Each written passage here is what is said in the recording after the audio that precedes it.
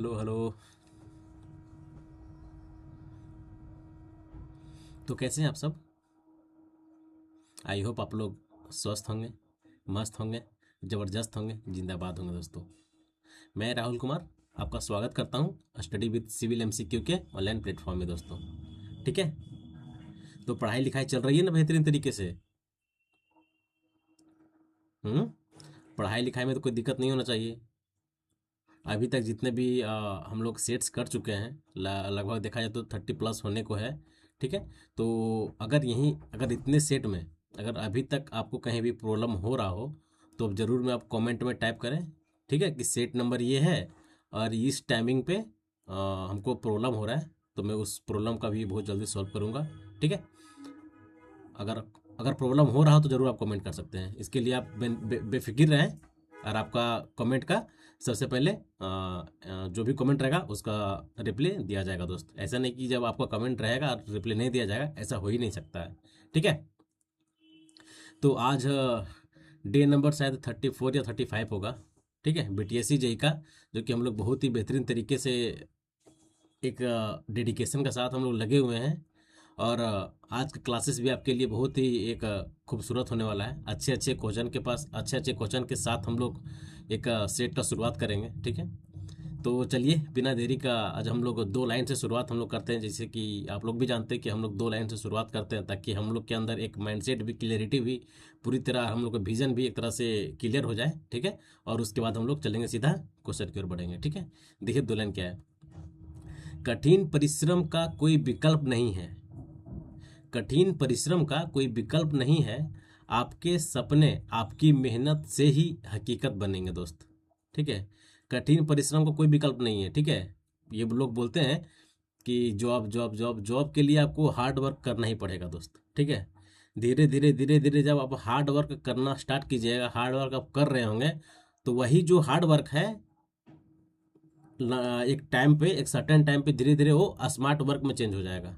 ठीक है, कभी आपको एक सब्जेक्ट को कंप्लीट करने में करीब 4 से 5 घंटा या 6 घंटा लगता था, वही सब्जेक्ट को अब जब धीरे धीरे नंबर ऑफ टाइम्स रिवीजन करने के बाद वो सब्जेक्ट अभी को जो 5 से 6 घंटा लगता था, वो आपको 2 से 3 घंटा में उस सब्जेक्ट को पूरी तरह से ये कर सकते हैं। तो पहले आपको हार्ड वर्क करना पड़ेगा दोस्त।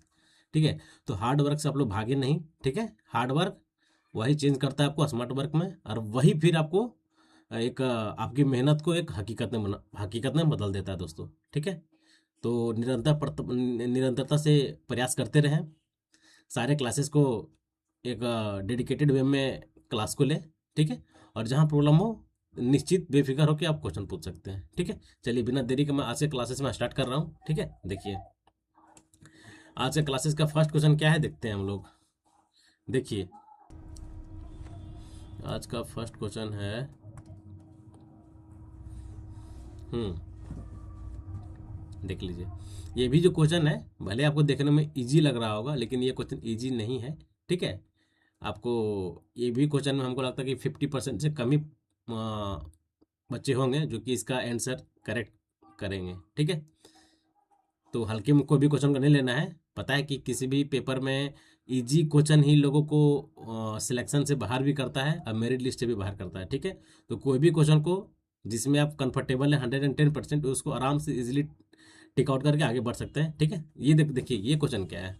ये क्वेश्चन क्या है कि which wave reach the seismograph first during an earthquake. जब अर्थक्वेक होता है तो सबसे पहले आपका जो सिस्मोग्राफ में जो फर्स्ट रीडिंग आता है, कौन सा रीडिंग आता है, कौन सा वेव सबसे पहले आता है? क्या पी वेव आता है? बेसिकली देखिए सिस्मोग्राफ में 2 ही वेव उसके पास पहुंचता है सबसे पहले। ठीक है, चाहे पी वेव पहुंचेगा, पी वेव मतलब primary wave, then S wave जो स्टैंड फॉर सेकेंडरी वेव। ठीक है, तो सबसे पहले जो यहाँ क्या बोल रहा है कि first first during earthquake, earthquake के टाइम में जो सबसे पहले जो वेव वहां पर पहुंचने का काम करता है सिस्मोग्राफ में, वो सबसे पहले कौन सा वेव पहुंचता है? तो P wave, it means primary wave पहुंचता है। ठीक है दोस्त, कौन सा? प्राइमरी वेव पहुंचता है। ठीक है, अब प्राइमरी वेव, इसके बारे में हम लोग कुछ और एडिशनल जानकारी ले लेते हैं। पहले क्या ये प्राइमरी वेव, प्राइमरी वेव, ठीक है, क्या हो गया? ये प्राइमरी वेव हो गया। अब ये जो प्राइमरी वेव है, ये किसी भी मटेरियल में ट्रेवल कर सकता है, लाइक इट ट्रेवल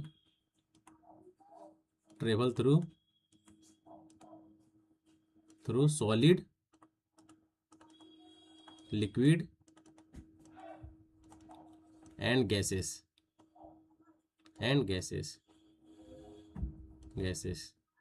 ठीक है। ये किसी भी मटेरियल में इजीली ट्रेवल कर सकता है, ठीक है। कोई दिक्कत, यहाँ तक कोई दिक्कत नहीं होना चाहिए, ठीक है। और ये दूसरा क्या आपका है, एस मतलब सेकेंडरी वेव। ये एक पॉइंट और हम लोग इसका बारे में जानकारी ले लेते हैं। ये जो होता है प्राइमरी वेव जो होता है, ये ऑलवेज लॉन्गिट्यूडिनल वेव होता है। क्या होता है ये, इट हम लोग लिख सकते हैं, ठीक है। देखिए ये दूसरा पॉइंट क्या है, हम लोग बोल सकते हैं कि ये जो पी वेव होता है ये एलवेज क्या होता है, ये लॉन्गिट्यूडिनल वेव होता है, ठीक है। तो हम लोग बोल सकते हैं दे आर लॉन्गिट्यूडिनल वेव,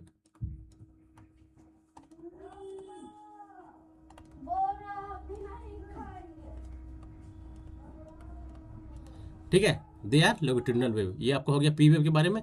और थोड़ा सा जानकारी हम लोग ले लेते हैं दूसरा किसके बारे में, एस वेव के बारे में, ठीक है।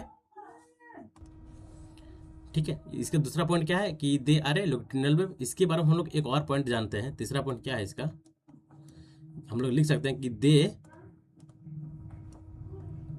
दे आर फास्टेस्ट, मतलब ये बहुत फास्टेस्ट होता है, ठीक है। मतलब सेकेंडरी वेव के कंपेरिजन में ये बहुत फास्ट वेव होता है, ठीक है। They are fastest wave as compare secondary wave, ठीक है। ये हो गया आपका 3 पॉइंट किसके बारे में, प्राइमरी वेव के बारे में। और हम लोग थोड़ा सा जान लेते हैं सेकेंडरी वेव के बारे में। दूसरा क्या है, सेकेंडरी वेव, एस वेव के बारे में। अब एस वेव क्या है भाई, देखिए एस वेव जो होता है इससे किससे, प्राइमरी वेव से स्लो होता है, ठीक है। तो हम लोग पहला पॉइंट लिख सकते हैं कि they are slow than primary wave, P wave, ठीक है। पहला पॉइंट हो गया ये कि ये स्लो होता है किससे, प्राइमरी वेव से, ठीक है। अब दूसरा पॉइंट हम लोग लिख सकते हैं, ये जो जैसे हम लोग प्राइमरी वेव के बारे में हम लोग क्या जाने कि ये जो होता है कि लॉन्गिट्यूडिनल वेव होता है, दे आर लॉन्गिट्यूडिनल वेव। लेकिन ये जो होता है एस वेव, सेकेंडरी वेव जो होता है, दे आर ट्रांसवर्स वेव। ये कैसा होता है, ट्रांसवर्स वेव होता है। लिख सकते हैं they are transverse wave, transverse wave, ठीक है दोस्त। कोई दिक्कत, यहाँ तक दिक्कत नहीं होना चाहिए। आसान वर्ड भी है, आसान समझने भी कोई दिक्कत नहीं होगा। ये जो 4 पॉइंट हम लोग लिखाएं, ठीक है। अब चलिए हम लोग नेक्स्ट क्वेश्चन की ओर बढ़ते हैं। इसका जो आंसर हो गया कि एडिशनल जानकारी ये सब देने का मतलब यही हुआ कि अगर स्टेटमेंट वाले क्वेश्चन आते हैं, तो आपको इसी चारों, इसमें 3 ऑप्शन से और इसमें 2 ऑप्शन से आपसे पूछे जाएंगे दोस्त, ठीक है। इसलिए मैं लिखाया हूँ कि ये सब भी आपको ध्यान में रखना पड़ेगा। अगर स्टेटमेंट वाले क्वेश्चन आते हैं तो यहीं से आएंगे, और आपको अगर याद रहेगा तो आप इजिली टेकल कर सकते हैं, ठीक है। चलिए option number A is a right answer. चलिए हम लोग अब नेक्स्ट क्वेश्चन की ओर आगे बढ़ते हैं। हाँ देखिए क्या है कि what are the source of radio active pollution. अब रेडियो एक्टिव पोल्यूशन क्या होता है, पहले हम लोग ये जानेंगे तभी तो हम लोग इसका सोर्स बता सकते हैं ना। हाँ, रेडियो एक्टिव पोल्यूशन क्या होता है। देखिए रेडियो एक्टिव पोल्यूशन एक इस टाइप का पोल्यूशन होता है जैसे कि आपका हो गया क्या, माइनिंग से जो आपका रेडियो एक्टिव निकलता है। माइनिंग में जो टेस्टिंग करते हैं, जैसे आपको खदान देखे होंगे, कोयला का खदान देखे होंगे, अलग अलग मिनरल्स के जो खदान होते हैं, ठीक है। वहाँ जो टेस्टिंग किया जाता है, ठीक है, वहाँ से आपको रेडियो एक्टिव मटेरियल यूज किया जाता है, ठीक है।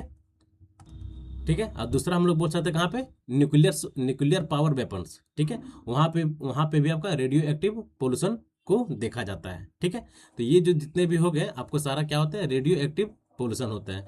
लेकिन यहाँ जो पूछ रहा है कि what are the source of radio active pollution, the fuel, ये इसका सोर्स नहीं है, ठीक है। मेडिसिनल यूज, ये तो हो ही नहीं सकता। मेडिसिनल यूज हम लोग क्या समझते हैं, इट मीन्स कि मेडिकल में जैसे कि यूज होता है, जैसे रेडियोथेरेपी होता है, डायग्नोस्ट होता है रेडियोथेरेपी, तो वहाँ पर जो वो आपका रेडियो जो वहाँ पर जो पॉल्यूशन जनरेट होता है वो आपका क्या होता है, मेडिकल यूज होता है, लेकिन वो रेडियो एक्टिव पॉल्यूशन नहीं होता है। ठीक है, वो रेडियो एक्टिव पॉल्यूशन नहीं होता है, तो ये भी नहीं होगा। रेफ्रिजरेंट ये होगा नहीं। इसका जो ऑप्शन होगा, option number D is a right answer, मतलब none of the above, D is a right answer दोस्त।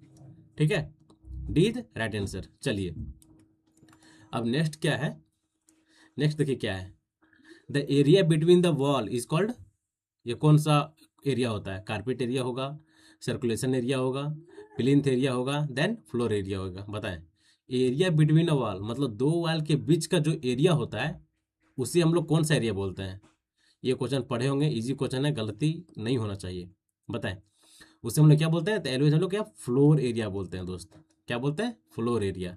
ठीक है, यहाँ तक कोई दिक्कत? अब हम लोग जानेंगे कारपेट एरिया क्या होता है, सर्कुलेशन एरिया क्या होता है, देन हमका प्लिंथ एरिया क्या होता है। मतलब सारे के बारे में हम लोग वन बाय वन करके समझने वाले हैं। ठीक है, पहले हम लोग समझ लेते हैं कि आपका फ्लोर एरिया। ठीक है, फ्लोर एरिया इट मीन्स कि जो हम लोग किसी भी बिल्डिंग का हमको मेजर करना है कि फ्लोर एरिया, तो सबसे पहले उसका जो ग्राउंड वाला बिल्डिंग है, ग्राउंड वाले बिल्डिंग से हम लोग स्टार्ट करते हैं। ठीक है, फ्लोर एरिया को कैलकुलेट करने के लिए। ठीक है, तो हम लोग सबसे पहले हम लोग यहाँ पर एक पॉइंट लिख लेते हैं। ठीक है, फ्लोर एरिया के बारे में क्या लिखेंगे? लिखेंगे फ्लोर एरिया। देखिए, एक पॉइंट पहले मैं आपको समझा देता हूँ, उसके बाद हम लोग लिखेंगे। देखिए, फ्लोर एरिया जो होता है, ठीक है, फ्लोर एरिया जो होगा वो आपका किसका? प्लिंथ एरिया के बराबर होगा।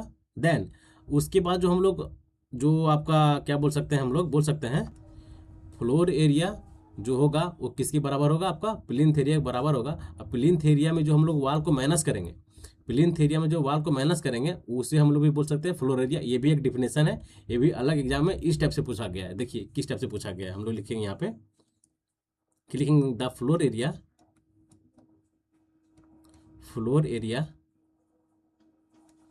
Is equal to plinth area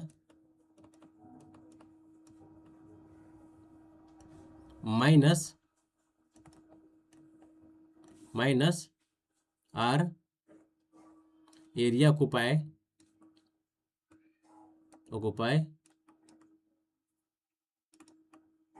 bye walls. ठीक है, तो ये जो स्टेटमेंट है, किसी किसी एग्जाम में आपको डायरेक्ट ये भी आपका मतलब फ्लोर एरिया क्वेश्चन दे देगा, क्योंकि फ्लोर एरिया इजी, और आपका ये भी स्टेटमेंट में देगा। ठीक है, ये आपका ऑप्शन में रहेगा और ये आपका सही होगा। ठीक है, तो आपको ये भी ध्यान देना है। ठीक है, यहाँ तो सीधा पूछ दिया ना कि the area between the wall. ठीक है, दो वाल के बीच का जो एरिया होता है उसे हम लोग फ्लोर एरिया बोलते हैं। कभी आपका ये तो ठीक है, हो गया। फिर आपको कभी कभी ये भी देखने को मिल जाएगा, इस टाइप से क्वेश्चन बना के पूछ देता है, तो आपको ये भी ध्यान रखना पड़ेगा। ठीक है, अब देखिए हम लोग समझेंगे कि फ्लोर एरिया में कौन कौन से एरिया को इंक्लूड किया जाता है। ठीक है, देखिए हम लोग लिखेंगे, नहीं सबसे पहले हम लोग पढ़ेंगे कि कौन कौन से एरिया को इंक्लूड नहीं किया जाता है। देखिए floor area not included.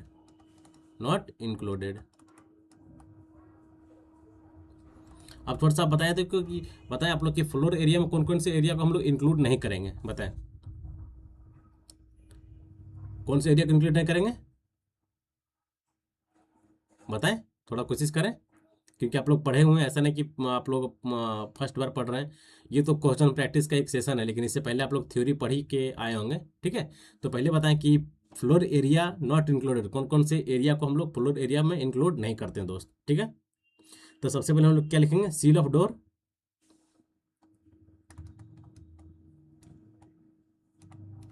Seal of door and, और दूसरा क्या लिख सकते हैं कि area occupy wall, area occupy, और ये एरिया ऑक्यूपाई वॉल। ठीक है, तीसरा हम लोग लिख सकते हैं पिलर, जो पिलर्स का एरिया होता है उसको भी हम लोग इंक्लूड नहीं करते इसमें। ठीक है, और कोई भी एनी इंटरमीडिएट सपोर्ट, कोई भी आपका इंटरमीडिएट सपोर्ट रहता है तो उसको भी हम लोग इसमें इंक्लूड नहीं करते हैं। किसमें? फ्लोर एरिया में हम लोग इंक्लूड नहीं करते हैं दोस्तों। ठीक है, और लिखते हैं हम लोग यहाँ पर क्या? Any intermediate support,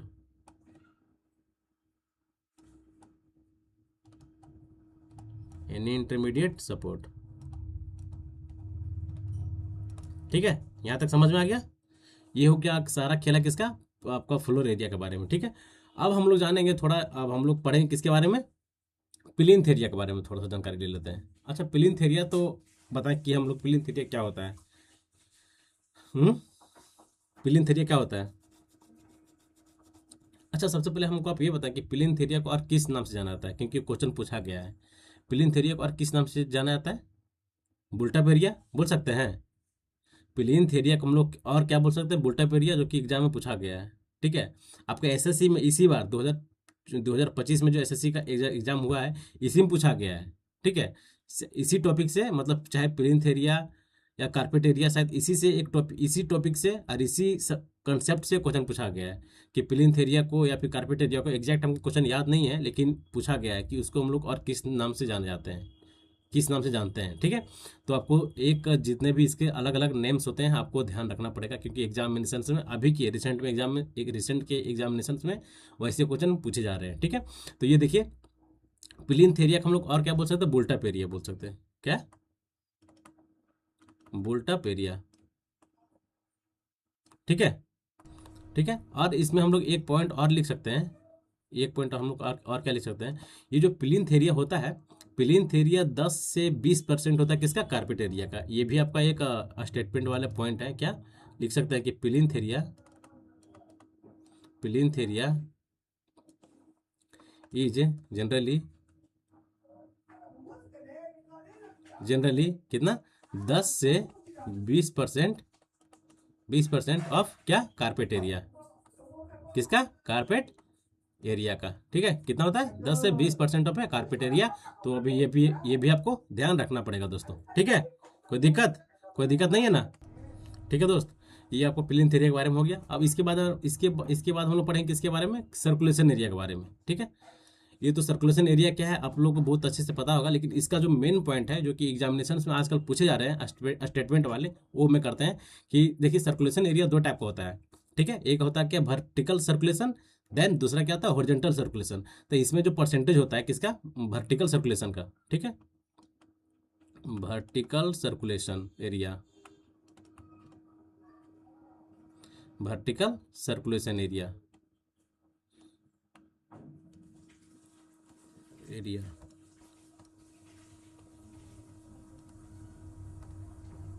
vertical circulation area कितना परसेंट होता है, वर्टिकल सर्कुलेशन एरिया कितना होता है, 4 से 5% ऑफ ए प्लिंथ एरिया। कितना, वर्टिकल सर्कुलेशन एरिया जो होता है कितना, 4 से 5% ऑफ अ प्लिंथ एरिया,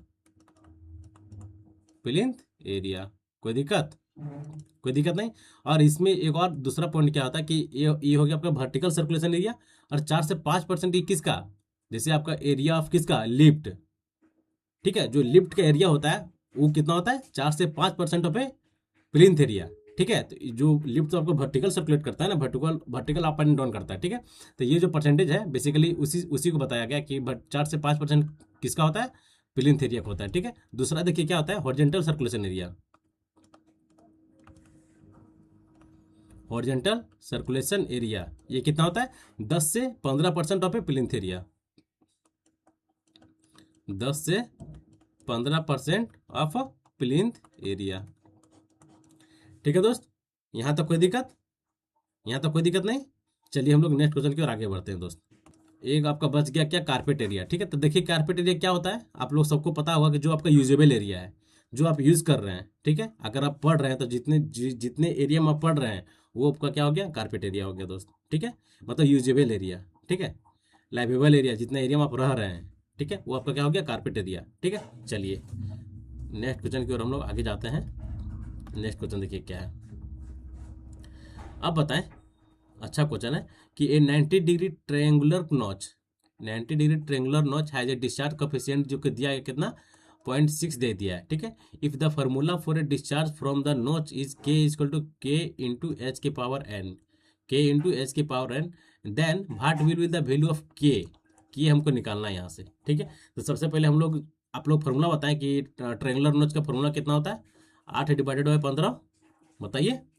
चलिए लिखिए, देखिए क्या आता है, डिस्चार्ज इक्वल टू क्या होता है, 8/15 CD10, कितना CD10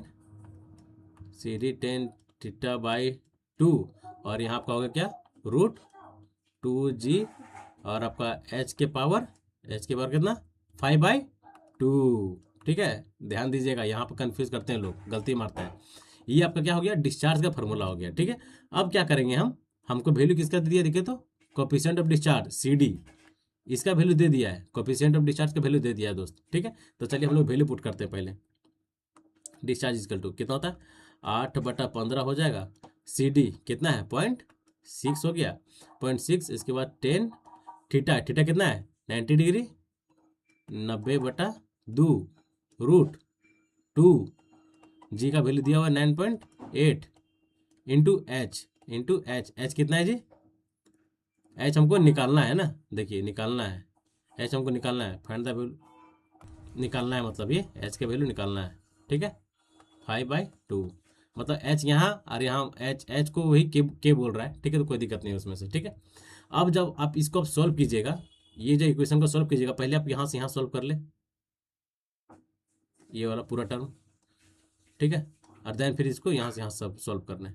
ठीक है, यहाँ इतना सॉल्व कीजिएगा तो यहाँ से जो आपका वैल्यू आएगा, और उसको उसके ऊपर कितना, एच के पावर 5/2। ठीक है, यहाँ तो सॉल्व करने के बाद एक और फार्मूला, ये वाला फार्मूला है क्या, डिस्चार्ज वाला, discharge equal to K into H के पावर n, इससे आप कंपेरिजन कीजिएगा। ठीक है, कंपेरिजन कीजिएगा तो यहाँ से आपका के का वैल्यू आ जाएगा, ये तो मेरा डिस्चार्ज का वैल्यू आ जाएगा। ठीक है, तो डिस्चार्ज का वैल्यू जितना आएगा, हाँ, वैल्यू आने के बाद जैसे ही इससे आप कंपेरिजन कीजिएगा ये वाला फार्मूला से, देन आपका वैल्यू निकल के आ जाएगा दोस्त। ठीक है, कुछ नहीं करना है, बस इसको आप सॉल्व कर लीजिएगा। ठीक है, 8/15 into 0.6 into 0.6, 1090 degree, 1090/2 √2 into 9.8 into H के पावर 5/2। ठीक है, कोई दिक्कत नहीं होना चाहिए। इसका जो आपका आंसर होगा, इसका आपका आंसर है कितना, 1.4 आएगा। ठीक है, देख लीजिएगा कितना, option number B is right answer है। ठीक है, चलिए अब देखिए नेक्स्ट क्वेश्चन क्या है, कि बताएं कि विच नोच gives the accurate result in measuring A low discharge. बताएं, इनमें से जो अलग अलग नोच के दिए हुए हैं, ये नहीं देना है, वो नहीं कंसिडर करना है। ठीक है, क्या है, रेक्टेंगुलर नोच है, आपका ट्राइपोजोडल नोच है, ट्रेंगुलर नोच है, देन चलपुटी नोच है। ठीक है, तो इसमें से आप बताएं कि इसमें से क्या पूछ रहा है कि मोस्ट एक्यूरेट, मतलब एक्यूरेट रिजल्ट कौन देता है, ट्रेंगुलर नोच देता है, रेक्टेंगुलर नोच देता है, ट्राइपोजोडल देता है, देन चिलपुटी देता है। तो आपको याद रखना पड़ेगा, जो मोस्ट एक्यूरेट रिजल्ट देता है वो क्या है, आपका ट्रेंगुलर नोच, दी एक्यूरेट रिजल्ट।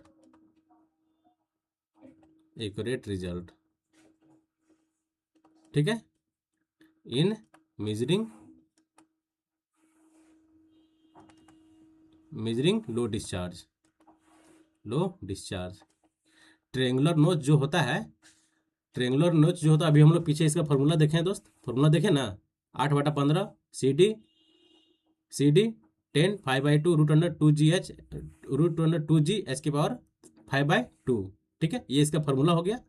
और ये जो ट्रेंगुलर नोच होता है, ये मोस्ट एक्यूरेट रिजल्ट देता है किसके कंपेरिजन में, रेक्टेंगुलर नोच के कंपेरिजन में। ठीक है, यहाँ ये क्वेश्चन में पूछा गया था। और दूसरा क्या भी आपको ये ध्यान रखना पड़ेगा, इसका जो डिस्चार्ज है, ये जो डिस्चार्ज मेजर करता है, एलवेज लो डिस्चार्ज मेजर करता है। ठीक है, क्या ये एलवेज लो डिस्चार्ज मेजर करता है। ठीक है, तो ये आपको 2 पॉइंट याद रखना पड़ेगा दोस्त। ठीक है, चलिए अब हम लोग नेक्स्ट क्वेश्चन की ओर आगे बढ़ते हैं दोस्त। अब नेक्स्ट क्वेश्चन क्या है, देखिए नेक्स्ट क्वेश्चन क्या है, what is meant by A shock free entry in A context in A turbine के केस में पूछ रहा है। ठीक है, टरबाइन के केस में बोल रहा है कि शॉक फ्री एंट्री क्या है। सबसे पहले आपको ये पता होना चाहिए कि शॉक फ्री एंट्री क्या है, तब तो आप इजीली इसका आंसर खोज लेंगे। ठीक है, शॉक फ्री एंट्री क्या है कि जब भी आपका ब्लेड, ठीक है, जब भी आपका जो ब्लेड होता है, ब्लेड के टेंजेंट डायरेक्शन में और वेलोसिटी के डायरेक्शन में, जो इनलेट जो होता है, चाहे ब्लेड का इनलेट और आपका वेलोसिटी का इनलेट, दोनों का सेम होना चाहिए। ठीक है, दोनों का सेम हो जाएगा तो उसे हम लोग क्या बोलते हैं, शॉक फ्री एंट्री बोलते हैं। जैसे देखिए, flow entry at the runner in a shock free, एकदम नहीं। देखिए, the direction of A tangent at inlet of a blade के इनलेट में जो आपका टेंजेंट है, ब्लेड के इनलेट में जो आपका टेंजेंट है and the velocity to the inlet is same, ठीक है, वेलोसिटी भी आपका इनलेट पे सेम होना चाहिए। देन आपका ब्लेड के जो ब्लेड है ना, ब्लेड का जो इनलेट में क्या होना चाहिए, डायरेक्शन जो होता है आपका टेंजेंट होना चाहिए, ठीक है। तो वैसे जो कंडीशन जो बनता है उसे हम लोग क्या बोलते हैं, शॉक फ्री एंट्री बोलते हैं दोस्त, ठीक है, शॉक्ड फ्री एंट्री। तो option number B is a right answer दोस्त। इसमें लोग क्या मारेंगे पता है, अधिकतर मैक्सिमम लोग अगर इसके बारे में नहीं पता होगा कि शॉक फ्री एंट्री क्या है तो सीधे मारेंगे D option, D is a right answer. 110% लोग एकदम श्योर के साथ ये आंसर मार के आएंगे। 90% 90% लोग आपका डी मारेंगे इसमें, ये क्वेश्चन में, मतलब ये क्वेश्चन का मैं बात कर रहा हूँ, ठीक है। 90% लोग, ठीक है। और जो 10% लोग हैं जो मतलब समझ गए होंगे कि शॉक फ्री वाइब्रेशन क्या होता है, शॉक फ्री एंट्री क्या होता है, तो वो मारेंगे ये वाला ऑप्शन, मतलब ऑप्शन नंबर बी, ठीक है, ऑप्शन नंबर बी मारेंगे, ठीक है। कोई दिक्कत? टरबाइन के किसने पूछ रहा है, तो आप लोगों को पता है जो ब्लेड होता है, ठीक है, ब्लेड जो जैसे इनलेट, जैसे जो ब्लेड होता है, जैसे ये देखिए ये इस टाइप से रहता है, ठीक है। ब्लेड आपका किस टाइप से रहता है जी, ये आपका इस टाइप से ब्लेड रहता है ना, ये आपका ब्लेड हो गया, ये आपका शाफ्ट हो गया। तो यहाँ क्या बोल रहा है, the direction of a tangent at inlet of the blade, blade के इनलेट में जो आपका tangent, direction of a tangent जो हो रहा है, the direction of a tangent at the inlet of a blade and velocity to the inlet, velocity to the inlet is same, दोनों same होना चाहिए, ठीक है। उसे ही हम लोग क्या बोलते हैं, शॉक फ्री एंट्री बोलते हैं, ठीक है। ये आपका ब्लेड है, ठीक है। चलिए option number B is right answer. आगे हम लोग बढ़ते हैं अब, बताएं अब, ये फिगर आपको दिख रहा होगा, ये क्या है, किस टाइप का फिगर, पहले आपको आप हमको ये फिगर के बारे में बताएं कि क्या है, ये सडन कॉन्ट्रैक्शन है, सडन एक्सपेंशन है, क्या है ये, और क्या पूछ रहा है, which of the following statement is true about A pipeline, ये पाइपलाइन है जिसके कारण आपको इसमें 4 अलग अलग स्टेटमेंट दिए गए हैं, आप पूछ रहा है इसके बारे में बताएं कि ये जो आपको पाइपलाइन दिख रहा है इसके बारे में कौन सा ट्रू स्टेटमेंट है। पहली बात की हम लोग जानें कि ये जो पाइपलाइन है आपका क्या है, सडन एक्सपेंशन पाइपलाइन है ना, सडन एक्सपेंशन है। देन अब हम लोग इसके बारे में थोड़ा सा जानकारी करेंगे क्या है ये। देखिए फर्स्ट जो बोल रहा है कि हाइड्रोलिक ग्रेडियंट लाइन, देखिए ऑप्शन आपसे क्या कैसे खेल रहा है, hydraulic gradient line and total energy line, ये आपके इसके ये जो कंसेप्ट है आपको थोड़ा जानकारी में होना चाहिए, ठीक है। तभी आप इस क्वेश्चन को बना सकते हैं, ठीक है। ये भी क्वेश्चन थोड़ा सा अच्छा है, स्टैंडर्ड क्वेश्चन है, ठीक है दोस्त, स्टैंडर्ड क्वेश्चन है। तो आपको ये सब क्वेश्चन को अगर आप एक बार में नहीं आपको रिकॉल हो पाता है तो इसे 2 से 3 बार देखें और समझें, ठीक है। देखिए इससे ये जो होता है क्या बोल रहा है कि hydraulic gradient line and total gradient line both will fall at a section A, बोल रहा है कि दोनों जो लाइन होता है दोनों फॉल यहाँ पे फॉल गिरता है, ठीक है, ए पॉइंट पे गिरता है एट सेक्शन ए पे, जो कि ये सरासर गलत है, ठीक है। एलवेज हम लोग जानते हैं कि hydraulic gradient line and total energy line, आपका जो हाइड्रोलिक ग्रेडियंट लाइन होता है राइज करता है, ठीक है, राइज करता है। देन आपका जो टोटल एनर्जी लाइन है वो फॉल करता है, ठीक है, ये तो हम लोग जानते हैं। देखिए hydraulic gradient line and total energy line both rise नहीं करता है दोस्त। हाइड्रोलिक ग्रेडियंट लाइन फॉल, ये गलत हो गया, देखिए ये राइज होता है, ठीक है। हाइड्रोलिक ग्रेडियंट लाइन राइज, देखिए hydraulic gradient line rise and total energy line fall at a section ए, एकदम ये राइट आंसर है दोस्त, ठीक है। ये देखिए इस टाइप से, ये आप लोग देखे होंगे, ये इस टाइप से, ठीक है। ये आपका क्या हो गया, टोटल एनर्जी लाइन, देन ये आपको क्या हो गया, हाइड्रोलिक ग्रेडियंट लाइन, ठीक है, ठीक है। तो ये हम लोग देख रहे हैं कि क्या हाइड्रोलिक ग्रेडियंट लाइन राइज, ये आपका राइज करता है। Then total energy line will be fall at a section A, section A पे क्या करता है, फॉल होता है, मतलब कम होता है, ठीक है। उससे हम लोग क्या बोल रहे हैं, इसका जो ऑप्शन हो जाएगा option number D is a right answer दोस्त, ठीक है, D is a right answer. ठीक, चलिए हम लोग अब नेक्स्ट क्वेश्चन की ओर आगे बढ़ते हैं। अब देखिए बताएं, what will be the value of pressure inside in swap bubble, इसके लिए फॉर्मूला क्या होता है, 8 क्या 8 सिग्मा बाई डी होता है ना प्रेशर का, क्या होता है 8 सिग्मा बाई डी, ठीक है। अब देखिए हम लोग इसमें वैल्यू पुट करते हैं, हम लोग समझ गए इतना, में सीधे वैल्यू पुट करते हैं आप। 8 इंटू सिग्मा कितना दिया हुआ है जी, surface tension 0.0736 by D, dia कितना है देखिए तो 0.4 सेंटीमीटर, इट मीन्स कि 0.404। ठीक है, इसको आप सॉल्व करें, जो आपको जो आएगा वो आपका न्यूटन पर मीटर स्क्वायर में आपका आंसर होगा। ठीक है, ये आपको होगा किसका, सब बबल एट। एक दूसरा फॉर्मूला क्या आता है, एक और फॉर्मूला क्या होता है लिक्विड ड्रॉपलेट का। ठीक है, ये आपका किसका होगा, सब बबल एट, सब बबल, सब बबल का फॉर्मूला हो गया। दूसरा क्या होता है लिक्विड ड्रॉपलेट, लिक्विड ड्रॉपलेट। इसमें जब इसका जो प्रेशर का फॉर्मूला होता है क्या होता है, 4 सिग्मा बाय डी। ठीक है, 4 सिग्मा बाय डी। थोड़ा यहाँ अच्छा से इसको लिख देते हैं ताकि कंफ्यूजन ना हो। ठीक है दोस्त, तो बस इसको आप सॉल्व कर लीजिएगा, जो आपका आएगा वो आपका आंसर हो जाएगा। ठीक है, चलिए हम लोग अब नेक्स्ट क्वेश्चन की ओर आगे बढ़ते हैं। हाँ बताएं, अच्छा क्वेश्चन है, लोग इसमें थोड़ा सा फंसेंगे। ठीक है, तो फंसना नहीं है। चलिए देखिए क्या है, what is the depth of the centre of pressure for the surface of water. ठीक है, सरफेस ऑफ वाटर यहाँ है, तो हमको सेंटर ऑफ प्रेशर निकालना है। ठीक है, यहाँ मेरा पानी है, गेट है, देखिए ये गेट है जिसका हिंज है, ये आपका गेट है। ठीक है, जो कि गेट का साइज दिया हुआ है कितना है, 1.5 मीटर वाइड है, देन 3 मीटर ये डीप है। ठीक है, और ये मेरा कंक्रीट ब्लॉक के डैम है। ठीक है, अब हमको कैसे निकलेगा भाई, कैसे निकलेगा। हाँ, तो अब हमको, हम लोग देख रहे हैं कि ये सेंटर ऑफ प्रेशर हमको निकालना है। क्या निकालना है, centre of pressure. Centre of pressure का फॉर्मूला क्या होता है। ठीक है, पहली बात हम लोग निकालेंगे सेंटर ऑफ प्रेशर का फॉर्मूला क्या होता है, I G sine square theta divided by A H bar plus H bar. ये फॉर्मूला से आप लोग अच्छे से वाकिफ होंगे। सेंटर ऑफ प्रेशर हम लोग इसके क्या और क्या लिख सकते हैं, एच स्टार लिख सकते हैं, कोई दिक्कत नहीं है। चलिए, इसमें जो बॉडी है, ये बॉडी कितना है, थीटा इसका कितना है, थीटा ये 90 डिग्री पे है। ठीक है, ये नहीं समझिएगा कि इसमें बॉडी नहीं दिया हुआ है, थीटा आपका 90 डिग्री पे है। ठीक है, देख रहे हैं ना, थीटा ये 90 डिग्री पर है। ठीक है, तो हम लोग देख रहे हैं कि थीटा मेरा 90 डिग्री पे है। देन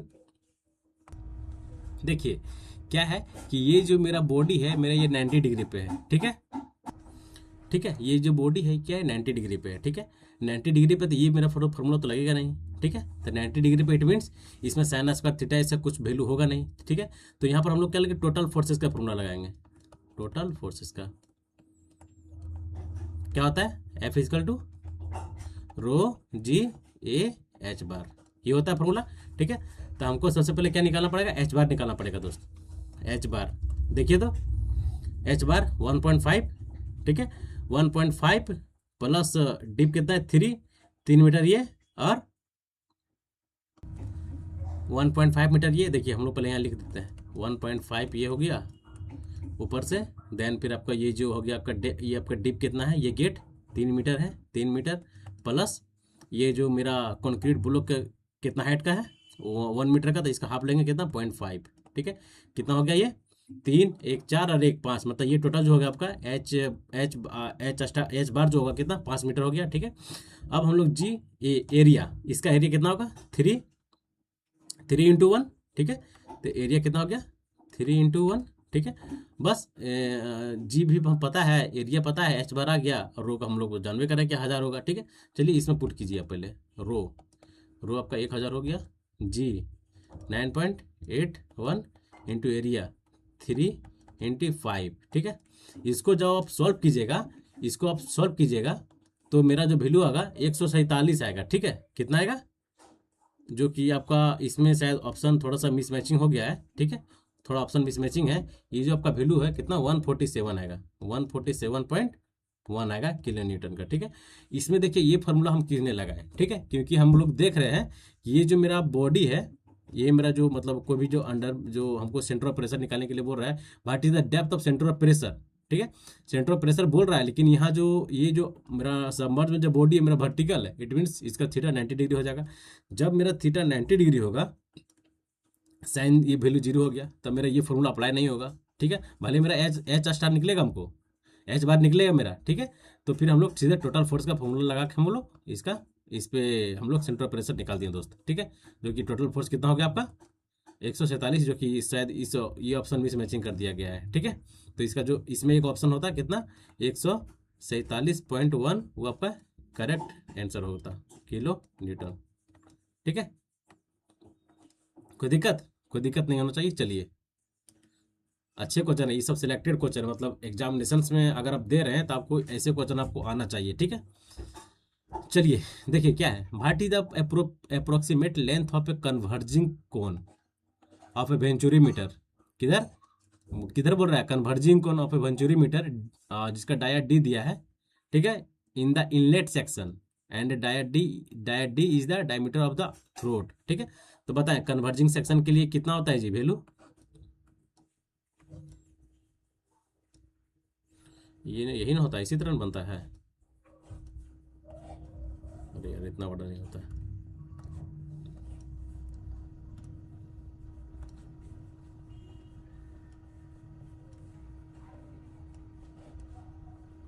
यही ना है रो, यही तो है क्या ये वेंचुरी मीटर। तो यहाँ क्या बोल रहा है कि what is the approximate length of a converging section, इसका लेंथ पूछ रहा है।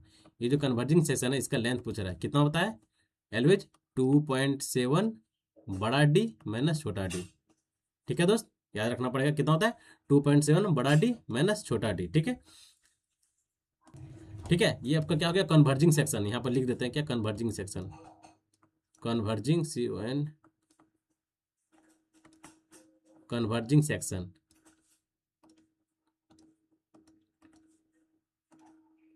कन्वर्जिंग सेक्शन, ठीक है। एक दूसरा होता है क्या, ये डाइवर्जिंग सेक्शन, ये वाला पार्ट क्या डाइवर्जिंग सेक्शन। डाइवर्जिंग सेक्शन इसका एंगल कितना होता है 5 से 15 डिग्री। ठीक है, कितना 5 से 15 डिग्री। तो आपको ध्यान देना पड़ेगा कि डाइवर्जिंग सेक्शन दोनों आपको याद रखना पड़ेगा कि कन्वर्जिंग सेक्शन का एंगल कितना होता है, लेंथ कितना होता है, देन आपका डाइवर्जिंग सेक्शन का लेंथ कितना होता है। ठीक है, क्योंकि इसमें पूछ रहा है what is the approximate length पूछ रहा है। ठीक है, लेंथ के टर्म में। ठीक है, चलिए इसका जो आंसर क्या हो गया option number C is a right answer. चलिए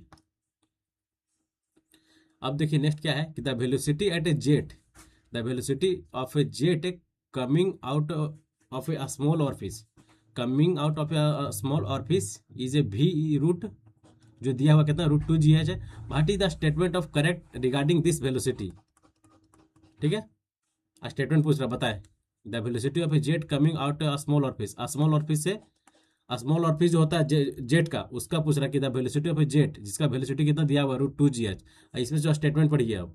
ठीक है, it is the average velocity of the jet, या फिर it is the velocity of the jet at the opening of the ऑरफिस, या फिर it is the velocity of the jet at a vena contracta, क्योंकि ये जो आपका ऑरफिस होता है, ठीक है, ऑरफिस होता है, इट मीन्स कि वहाँ पर वेना कॉन्ट्रैक्टा।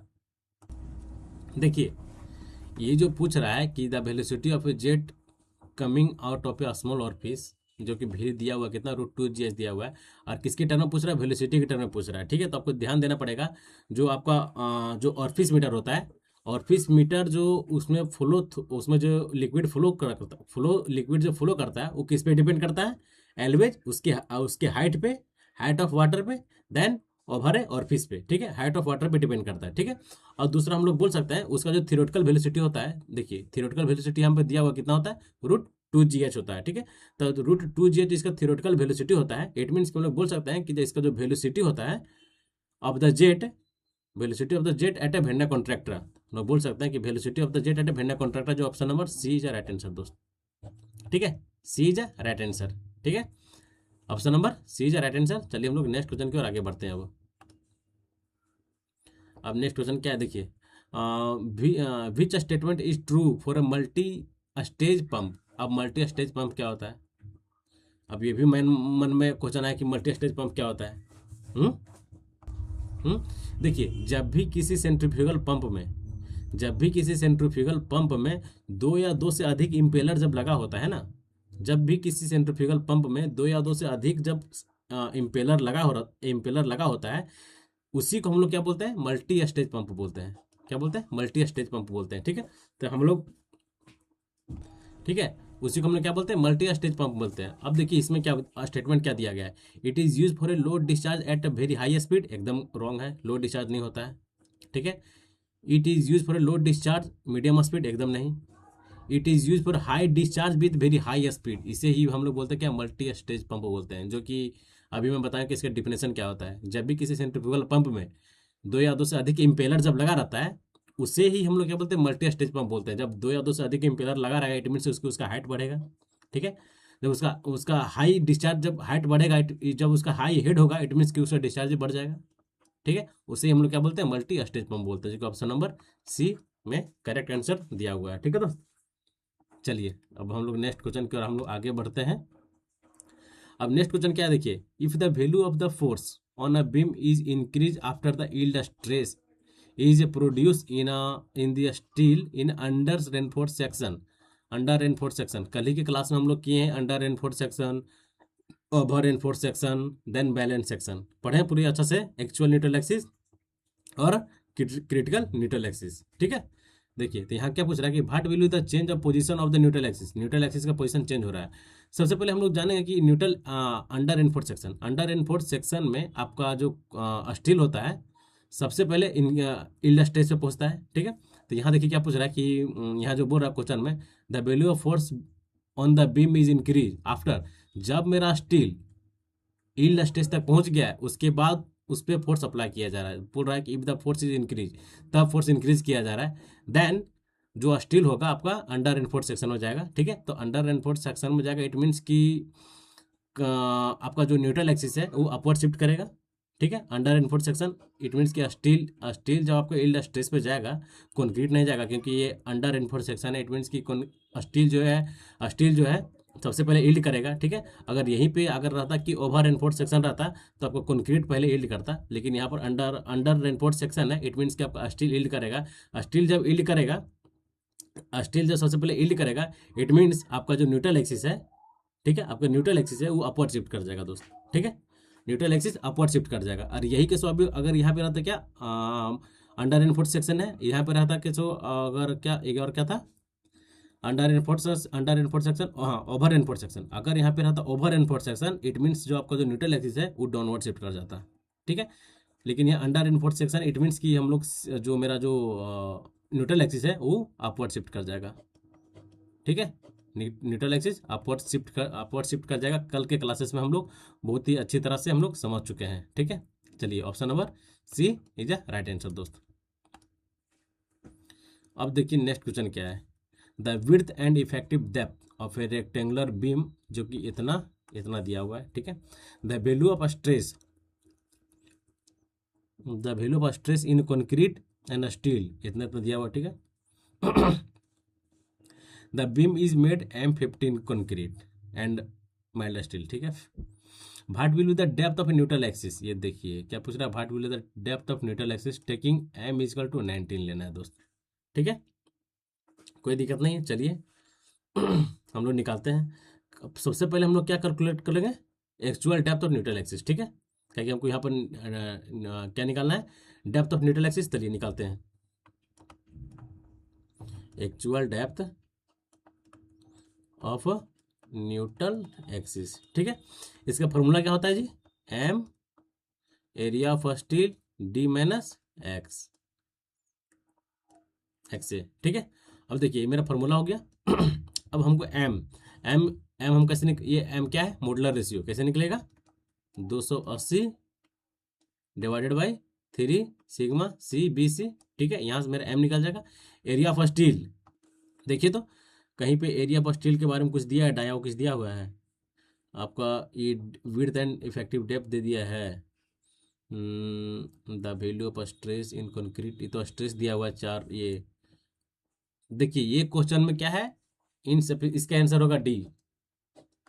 अब हम D का है मार दिए डायरेक्ट, हम डायरेक्ट D इसलिए मार दिए कि कहीं भी आपका एरिया ऑफ स्टील यहाँ चाहे या फिर आपका कोई डाया के बारे में इस क्वेश्चन में जिक्र नहीं किया गया दोस्त। ठीक है, क्वेश्चन सही है, ऐसा नहीं कि क्वेश्चन रॉन्ग है, क्वेश्चन सही है, बट इसमें जो है आपको वो जान के वैल्यू दे के आपको मतलब ये करने का ये इसका मनसा है, लेकिन इसमें जो वैल्यू है आपका एरिया ऑफ स्टील का देवे ने किया है, जिसके कारण ये वैल्यू हम लोग लिख सकते हैं कि डाटा इज इनसफिशियंट, जो कि ऑप्शन में भी दिया हुआ है। इट मीन्स कि option number D is right answer दोस्त,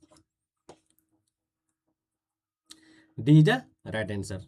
जब ऑप्शन, जब डेटा अपने सामने एज्यूम तो नहीं कर सकते ना एज्यूम तो नहीं कर सकते हैं। चलिए अब हम लोग नेक्स्ट क्वेश्चन की ओर आगे बढ़ते हैं। अब नेक्स्ट क्वेश्चन क्या है, देखिए, what test are done to ensure the the acceptance criteria of concrete. Concrete के बारे में पूछ रहा है कि एक्सेप्टेंस क्राइटेरिया बताएं। ये तीन को अलग अलग ऑप्शन दिया गया और क्या पूछ रहा है, इनमें से करेक्ट पूछ रहा है। ठीक है, करेक्ट क्या होगा, अब देखिए, bust modulus test after 7 days, compression strength test after 7 days, या compression strength test after 28 days। तो सबसे मोस्ट एक्यूरेट आपका कौन सा आंसर होगा सबसे मोस्ट एक्यूरेट अगर आंसर आपको बोला जाए, देखिए तो हम लोग तो इसके बारे में तो अच्छे से हम लोग जानते हैं। इसका कंप्रेसिव स्ट्रेंथ जो होता है 28 डे में, आफ्टर 28 days में ही हम लोग कंक्रीट का ये देखते हैं। ठीक है, देखिए ऑप्शन नंबर सी जो डी है आपका राइट आंसर है। ठीक है, डी इज राइट आंसर। इसमें हमको क्या करेक्ट भी पूछ रहा है। ठीक है दोस्त, क्या होगा, डी इज राइट आंसर दोस्त। चलिए अब हम लोग नेक्स्ट क्वेश्चन की ओर आगे बढ़ते हैं। जैसे कि आप लोगों को पता ही है कि कंक्रीट का हम लोग कंप्रेसिव स्ट्रेंथ 28 days में हम लोग ये करते हैं। ठीक है, चेक करते हैं। अब देखिए क्या है कि the number of specimen taking for testing of a concrete depend upon, बताएं, the number of specimen taken for testing concrete depend upon, किस पे डिपेंड करेगा, the grade of concrete, estimated strength of a concrete, the amount of a concrete use in a work, या फिर all of the above. इसमें 95% लोग मारेंगे D. ठीक है, और 5% जो लोग हैं वो मारेंगे सी। क्या मारेंगे, सी मारेंगे। और जो 5% वाला सी जो लोग है, यही आपका करेक्ट आंसर है। मतलब कि सी जो मेरा करेक्ट आंसर है।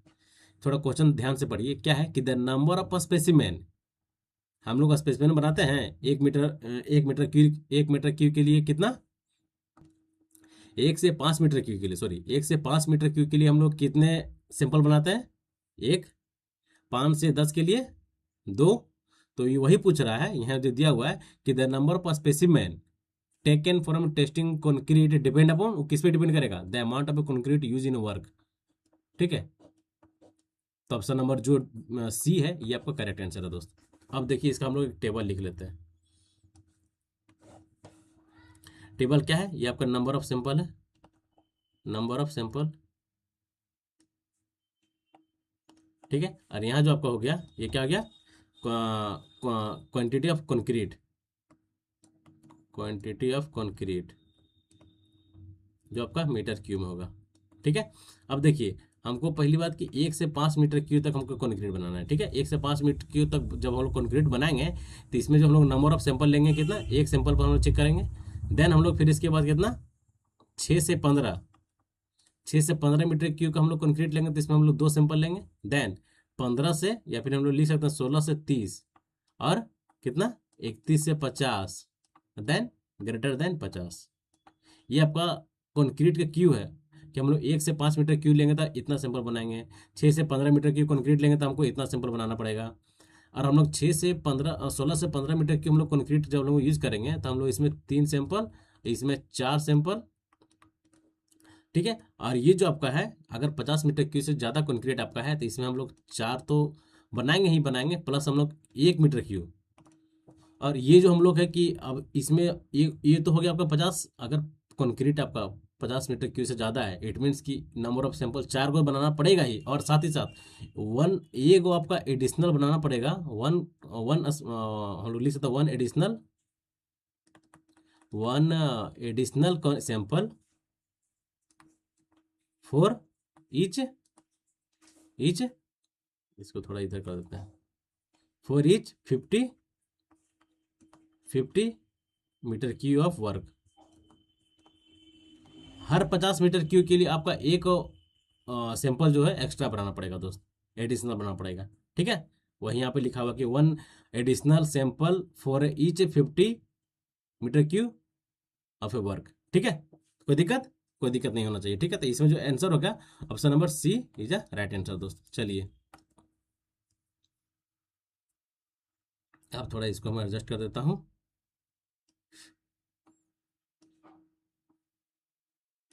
देखिए क्या है कि which of the following factors most influence the shrinkage of concrete at a given value of humidity and temperature. ठीक है, सबसे पहले हम लोग समझेंगे कि श्रिंकेज ऑफ कंक्रीट क्या होता है। देखिए श्रिंकेज ऑफ कंक्रीट हम लोग पहले भी समझ चुके हैं और आज भी समझेंगे।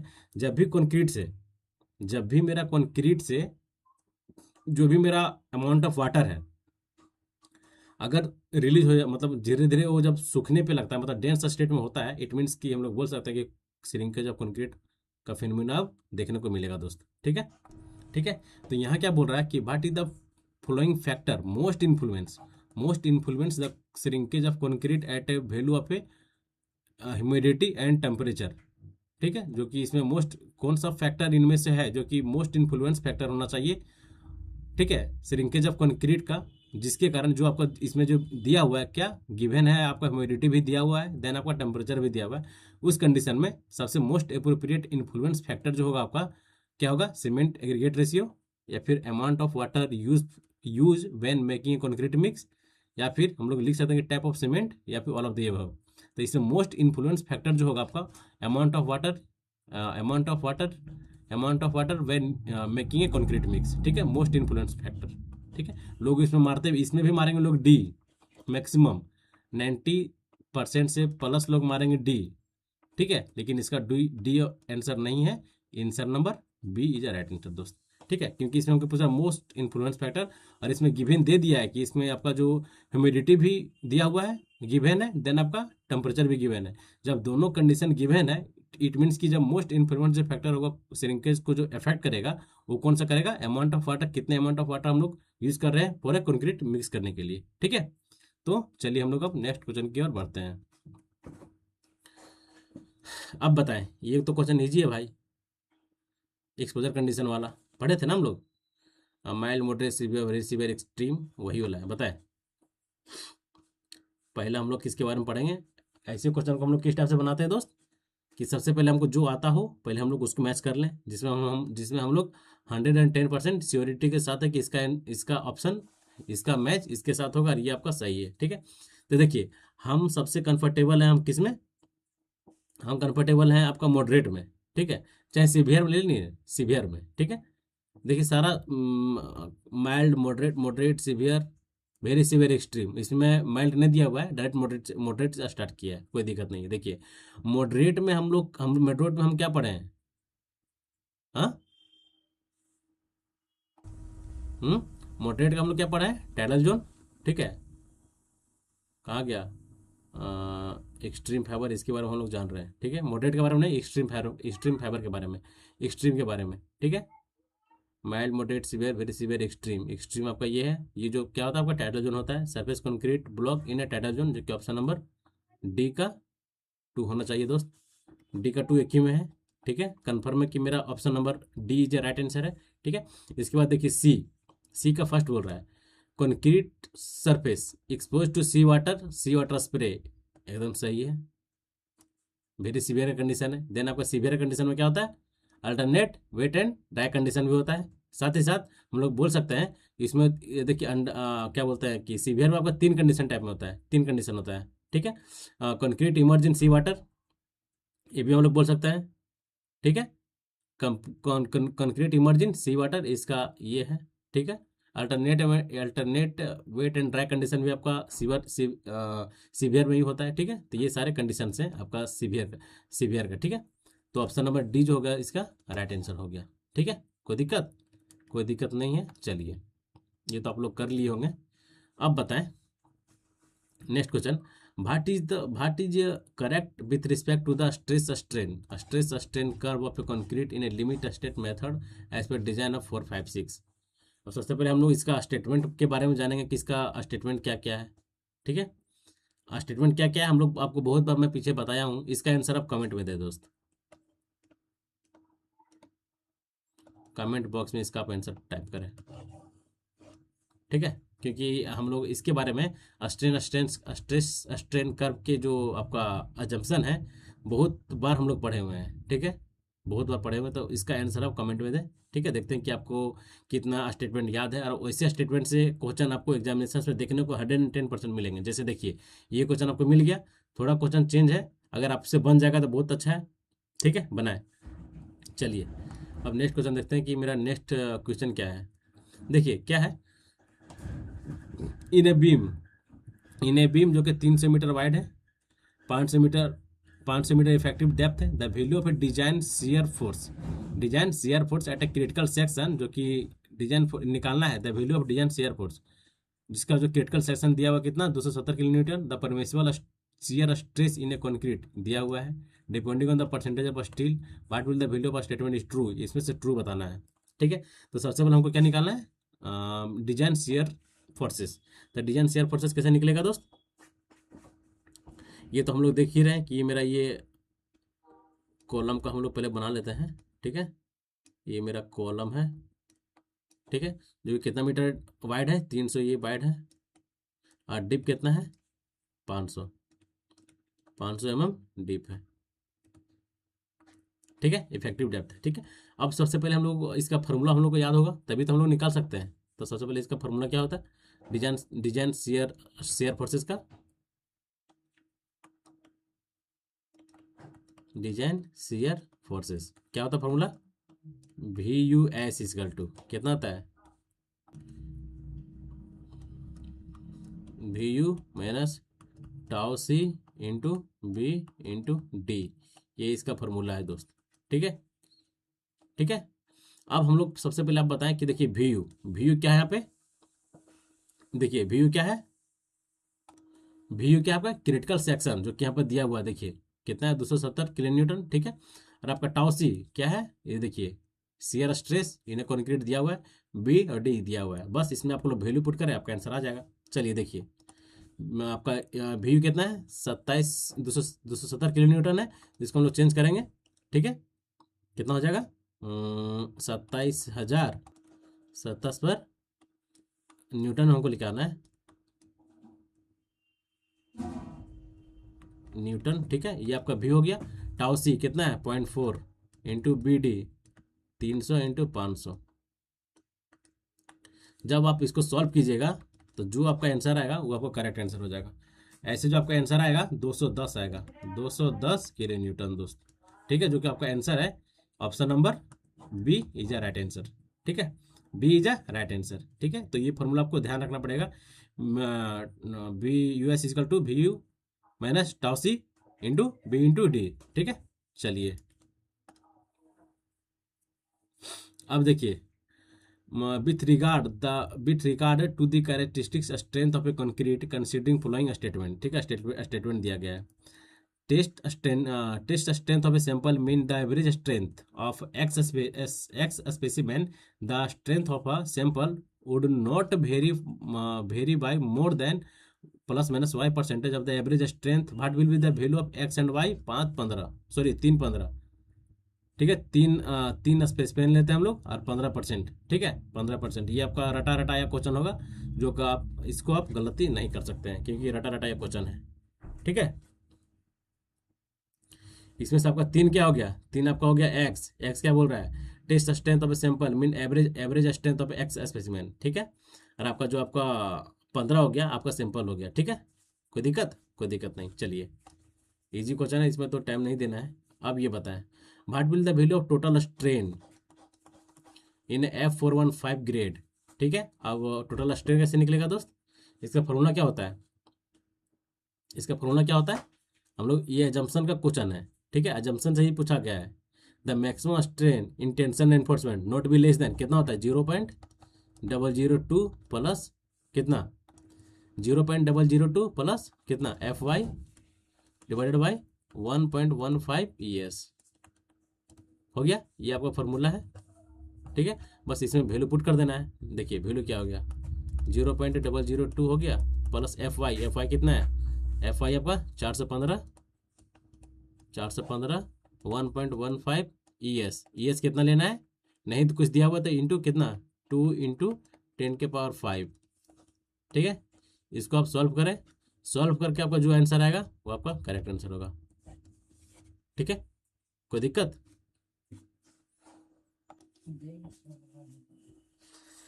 तो चलिए अब हम लोग नेक्स्ट क्वेश्चन की ओर बढ़ते हैं। ठीक है, यहाँ से आप इसको सॉल्व कीजिएगा तो आपका आंसर आ जाएगा दोस्त। चलिए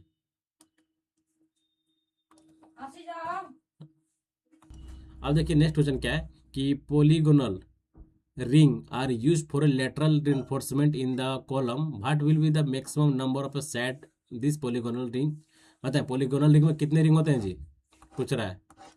6 नहीं 8, 8 इज अ राइट आंसर।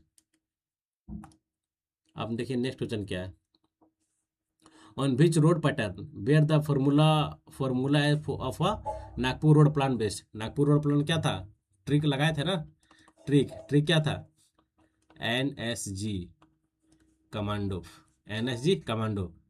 ठीक है, एस से हो गया, एस से क्या हो गया आपका स्टार, और जी से क्या हो गया आपका ग्रिड, और एन से क्या हो गया नागपुर, नागपुर। चलिए स्टार एंड ग्रिड पैटर्न आपका आंसर हो गया, star and grid pattern option number B is right answer.